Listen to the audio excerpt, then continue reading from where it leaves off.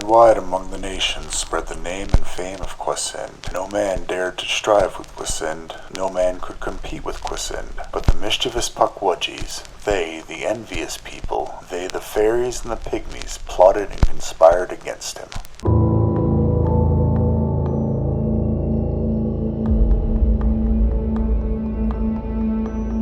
The Hockomock Swamp has the honor of being the largest freshwater swamp in Massachusetts. It's almost 17,000 acres, and that's crazy. Let's think about that in football fields. One football field is 1 acre. That means the swamp is the size of 17,000 football fields. Now let's put that into miles because, well, why not? 1 square mile is equal to 640 acres. Doing the math, we come to 26.56 miles. That's how big this one swamp happens to be. That's the length of the Boston Marathon, and you don't get water stations set up along the paths. It's just you and almost 1 full Worcester worth of bugs, giardia, and marshy ground that takes 2 or 3 times as much effort to walk over than dry ground. That's the Hockomock Swamp. That's not to say the entire area has always been devoid of people, though. It's quite the opposite. It's been inhabited by native populations going all the way back to 7050 BCE. Let's do the math on that one as well. It takes a typical athletic person 10 seconds to run 1 football field. Converting 9,074 years into seconds and adjusting for inflation, that means that Hockomock Swamp is 28,629,054,720 football fields old. Yes, I just converted football fields into units of time. That's the slightly odd America difference, folks. Anyway, it was also worshipped as a sort of deity by the various native groups in the area. The Algonquin gave it its name of Hockomock, which translates to, quote, place where spirits dwell, unquote. It was used for hunting, fishing, gathering, and even as a burial ground, but it doesn't end there. Just because it was used as a grocery store and a cemetery doesn't mean it wasn't feared by these people. The name Hockomock is often interchangeable with Hobbamock, and there's a difference between those 2 words. Simply change 2 letters and you go from a place of spirits to the native deity of death and disease. He was made of the souls of the dead and was thought to hang out at Hockomock whenever he needed to get out of the house for a few hours. That's how you end up with a swamp that both gives and takes life, and it's no wonder that these natives feared and revered it at the same time. Now on to Pukwudgies. They're native lore for many different populations. The tribes are the Chippewa, Algonquin, Abenaki, Mohican, and Wampanoag. Those are 5 different nations and they span a whole lot of territory. In fact, Pukwudgies are part of the history of New England, southeastern Canada, and the Great Lakes region. This also means that the Pukwudgies from each of these specific areas wudgie down in their own special ways. The Great Lakes Pukwudgies are pretty much harmless. These guys are mischievous but not evil. They like to play tricks on humans, but they're never mean-spirited about it. Just think of a guy who puts a whoopee cushion on your chair rather than the guy who ties your shoelaces together to make you trip and fall into the fire pit on a drunken camping trip. Then we get to the Pukwudgies from northern New England. These guys cover parts of Vermont, New Hampshire, Maine, and the southeastern parts of Canada like Quebec and Ontario. Once again, these Pukwudgies are mostly harmless. That doesn't mean they won't cut a fool, though. Step to one of these hard-rolling pucks in the hood and you might just get a cat popped in you. Then we get to southern New England. These are the Pukwudgies from Massachusetts, Connecticut, and Rhode Island. They're part of the Wampanoag tradition, and they're the hardest Pukwudgies you can come across. They're the mean little things that want to make your life miserable for no good reason. They play tricks on people and kidnap your children. They've been said to sabotage groups of people into deadly traps. Hell, these things would probably steal your wallet, drain your bank account, and then ask you for money the next day just to rub it in. These are also the Pukwudgies we're talking about. They live in the Hockomock Swamp and are part of the paranormal vortex that is the Bridgewater Triangle. They're the meanest possible iterations of the things, and they have to be the ones we talk about, but there'll be a few references to the northern and western cousins thrown in. Now, as the celebrated anatomical expert and noted philosopher Jennifer Lopez states, big booty, big booty, what, you got a big booty? Ooh, big booty. What, you got a big booty? Which, for no real reason, brings us to the Pukwudgies' appearance. You can't get very far without a nice figure in today's modern, media-rich society, and Pukwudgies are no different. They're said to be about knee-high to a human, or around 2 feet tall. They walk upright on 2 giant feet, if a little hunched over like a Sasquatch. They have spikes running from their backs up to their heads and look exactly like porcupines from behind. See them from the front, though, and you're going to be looking at a human-troll hybrid of some sort. Imagine pointy ears, a mouthful of jagged teeth, and a giant nose or long snout. That's a Pukwudgie. They've also got magic coming out of there. Well, I don't actually know if they have butts. That's a weird realization. Anyway, they're magic. Pukwudgies can turn invisible whenever they want. They can also make humans forget things like why they're in the forest and confuse them with their powers. It doesn't end there though. These little scamps can also shapeshift. Just imagine tracking down a 2-foot tall porcupine thing because you want to give it a little tickle, and then it transforms into a bear and,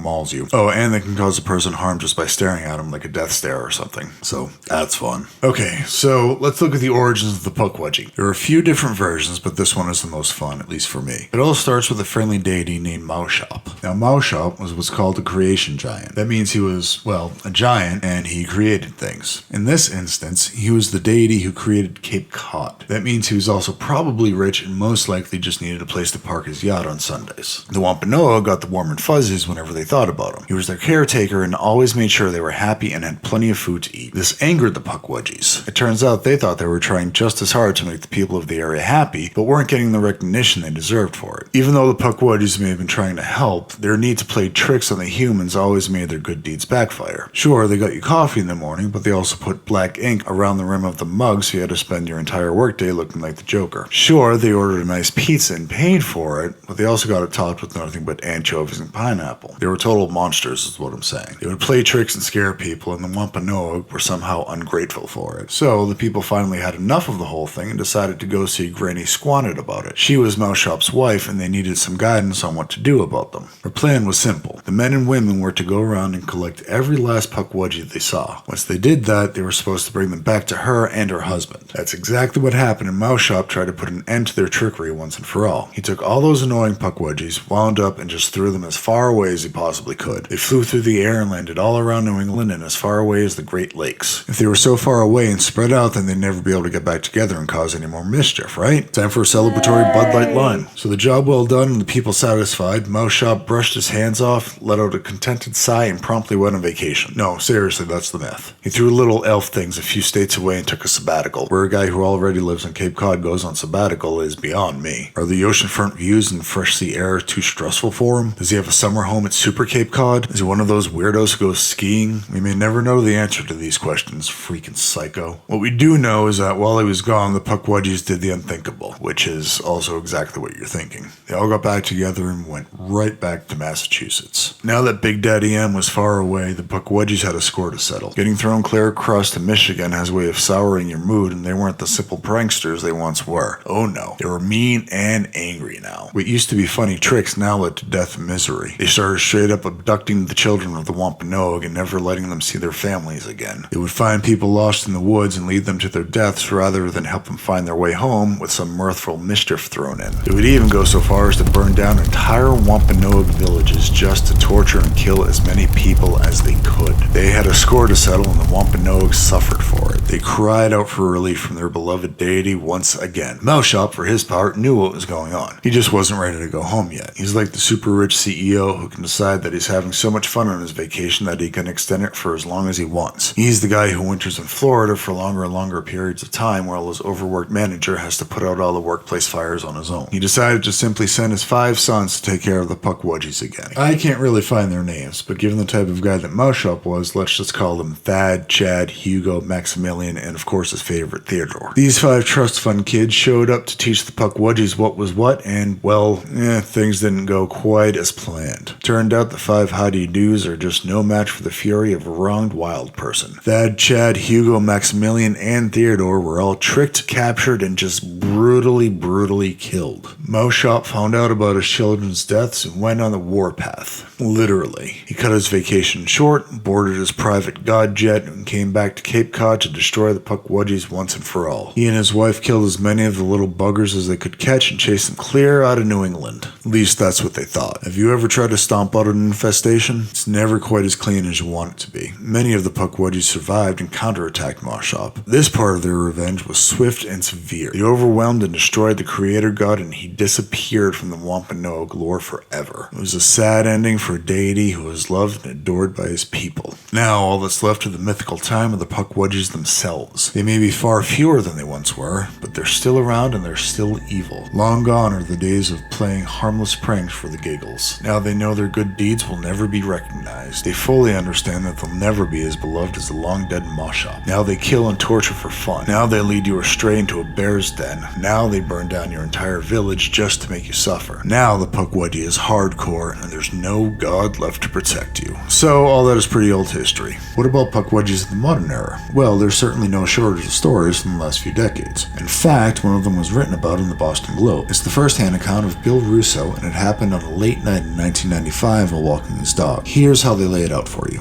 Quote, "It was a late night walk in a random neighborhood, silent and still, lost in sleep. Suddenly, William Russo's dog Samantha began to shake and quiver. As he describes it, rattling like an old Chevy. Russo looked around, listened, and finally heard what was terrifying her. Ewan Chu, Ewan Chu. Kier, Kier, a sort of high-pitched wail. And then he saw it. Illuminated in the circle of a streetlight was a creature unlike anything he'd ever seen. 3 to 4 feet tall, pot-bellied, big-eyed, covered in hair, unclothed. Later, as he struggled to make sense of what he'd seen, Russo realized that whatever it was beckoning him. We want you. We want you. Come here. Come here. But he never saw it again. And that's just one story from this period. There's another one from 1993 or 1994 from a woman named Joan. Once again, she was walking her dog, this one named Sid, on a Saturday morning. Also, once again, her dog grew skittish and strayed from the usual path. Joan followed him and found him flat on the ground just staring at something. She looked around, and that was when she saw, quote, a strange troll-like creature that was 2 feet high with pale gray skin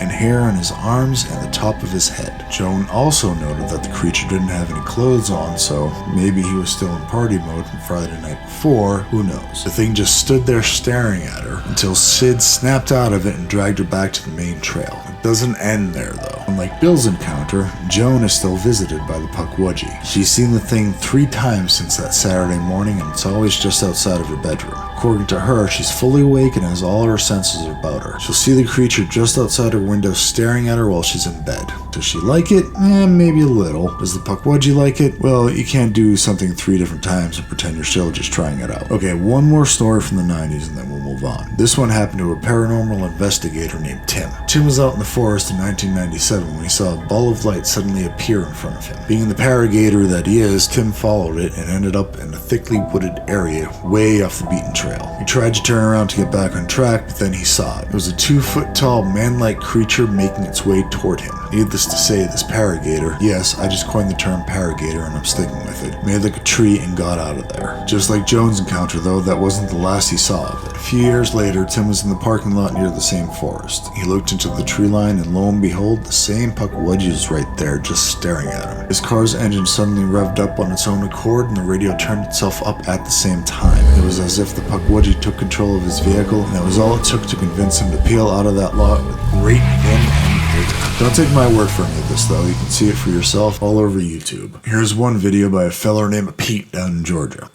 Okay, guys. My husband was in the woods, and the 4-wheeler broke down. And he gets to this place right here. Now, this is taken in February. And if you'll notice, everything is dead and brown except for this bit of trees right here. I want to take a good look at these trees. There's nothing brown in it. It's all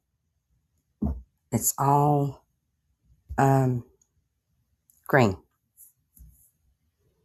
Okay. Now look right here. I don't know if you guys can see this, but right here in the top of your screen, right here, y'all see that little guy? All right, now watch.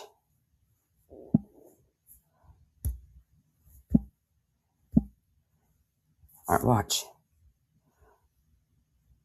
I'm going to rewind it back.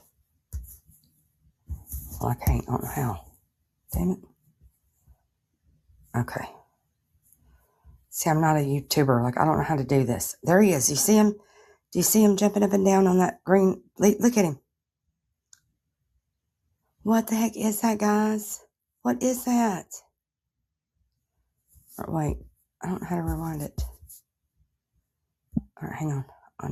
I'll just go back and I'll go back in like that. Okay, now watch.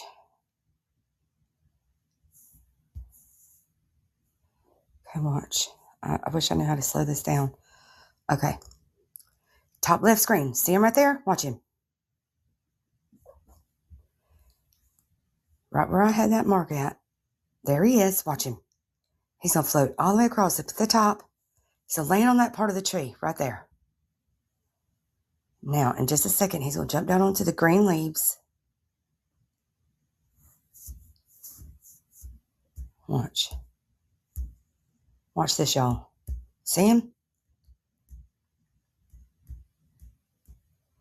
Y'all, I've looked on YouTube for something else like this, and they all really look fake, really. It's tough to see, but take it for what you will. There are plenty more of them to check out. Here's a video from the aughts. This crew is out shooting a DVD for something called Picture Yourself Ghost Hunting, which is a real book series that you can actually buy right now. I'll leave a link below. Everything was going all fine and dandy when this woman, Maureen, decided to go and get possessed by a Pukwudgie. She gets all manhandled and stuff, so it might be triggering for some people, so fair warning. Maureen! Push him up. Ron, you're still connected here. Ron, watch her going back too far. Yeah. Maureen. Come on, Maureen, fight him. Oh, come on, Maureen.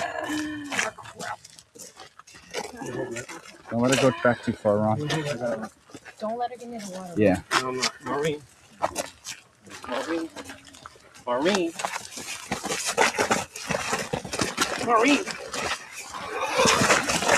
Look for holy water. Maureen. Leave this boy. Andrew, leave this boy. It's not your own. Come here. Leave the Father, the Son, the Holy Spirit. Leave this boy. Leave it. Leave it. Oh. Push him out.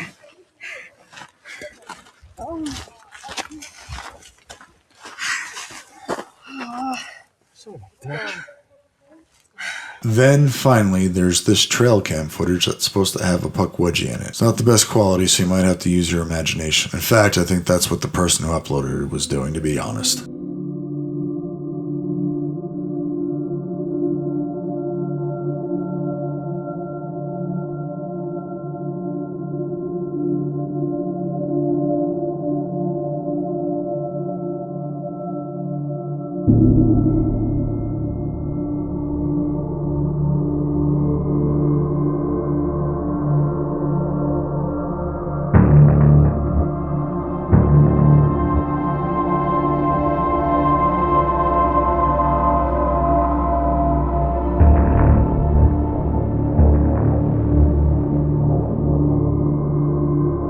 Yeah, I don't know either. The person who captured it sure thinks it's real, though. This is just an infinitesimally small sampling size of the videos and stories out there. If I were to share them all, I'd probably just be playing half of YouTube. Of course, there are also plenty of examples of Pukwudgies in pop culture. Someone actually told me that there's a movie about an orphan boy who finds out that he's really a wizard, and that it's his destiny to defeat the man responsible for killing his parents, and it has a Pukwudgie in it. I've seen all the Star Wars movies multiple times, but I don't remember a single instance of a Pukwudgie in any of them, unless you're talking about Yoda. And yes, that entry only exists so I can make one joke about Harry Potter being a ripoff of Star Wars. I'm just that small, but it's true. So this brings us to the ultimate question. How do you survive a Pukwudgie? Well, simply put, you only have one option. Run. You're never going to outsmart a Pukwudgie. You're certainly never going to outmagic it. If you find yourself alone in the Hockomock Swamp or off the beaten trail somewhere else in the Bridgewater Triangle, keep looking over your shoulder. Listen very intently to the noises around you. You never know when a Pukwudgie is following you. You never know when one is staring at you. You certainly never know when one's natural inclination for pranks convinces it to lure you to your doom just for fun. Pukwudgies are mean. Pukwudgies are angry. They've been wronged by both gods and humans. They still have a score to settle. Never let a Pukwudgie get the better of you because it will be a fatal mistake. Oh, and above all else, never send your 5 trust fund sons to fight the Pukwudgies for you. Hey, thanks for listening. If you like odd and haunted history, please subscribe to Slightly Odd America on YouTube and like and follow Slightly Odd America America on the podcast app of your choice. You can also join in on the fun by following us at facebook.com/thenewslightlyOddFitchburg. We're always asking for story suggestions and sharing updates on what's coming next. You can also help support this whole thing by buying your very own copy of Slightly Odd Fitchburg, The Odd and Haunted History of Central Massachusetts. It's filled with New England folklore and stories that we've been researching for years, and you can get it in paperback, digital print, and even as an audiobook. You can find links to everything in the description. Keep being odd and proud.